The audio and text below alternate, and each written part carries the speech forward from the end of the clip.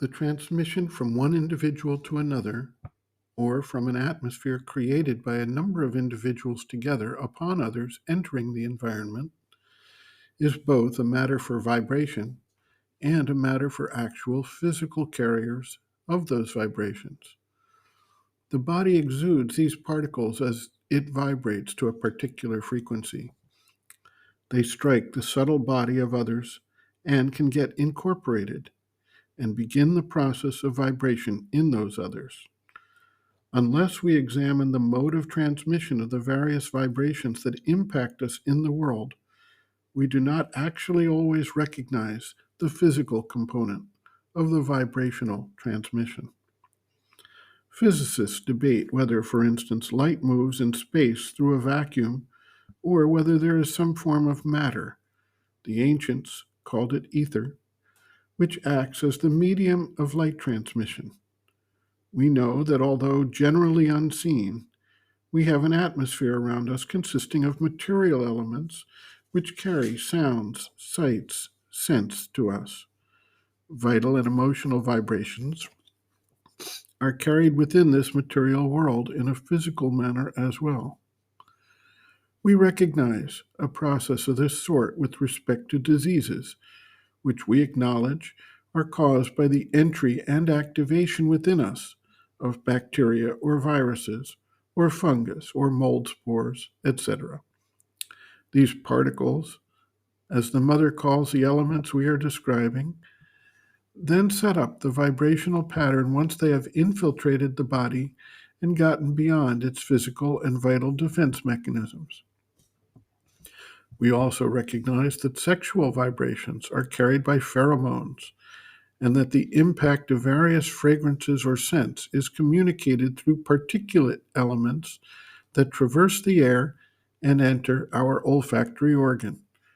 Just as pheromones carry sexual excitation energy, so a similar process occurs with other vital forces, such as the force of anger, the force of peace, etc.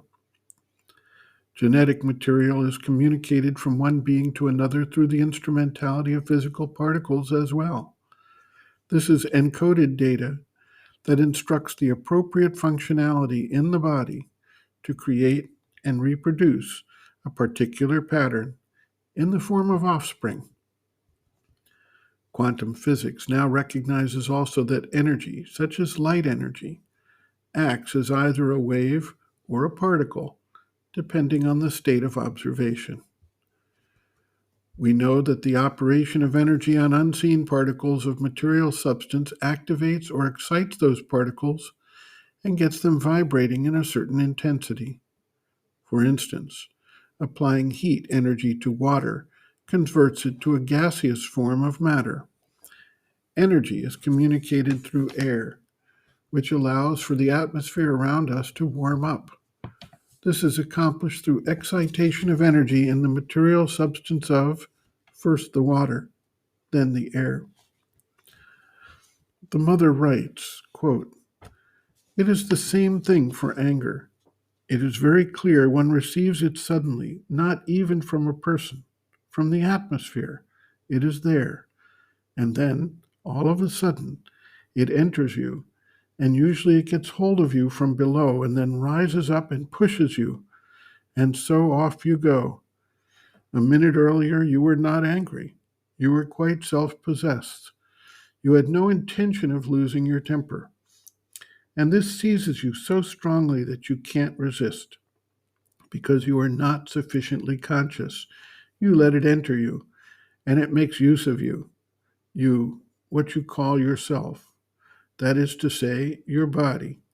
For apparently, I say apparently, it is something separate from your neighbor's body. But that is only an optical illusion, because in fact, all the time, there are what may be called particles, even physical particles, like a sort of radiation, which comes out of the body and gets mixed with others.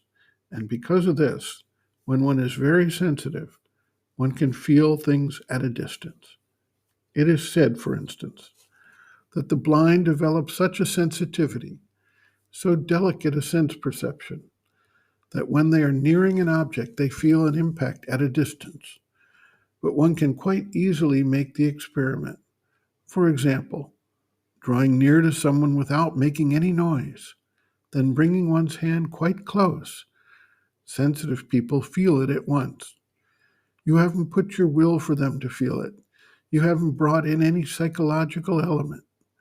You have only made a purely physical experiment of approaching noiselessly and without being heard. A sensitive person will feel it at once.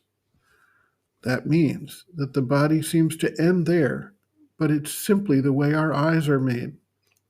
If we had a little more subtle vision with a little wider range, well, we would see that there is something which comes out, as something comes out from other bodies, and that all this gets mixed up and interacts. End quote.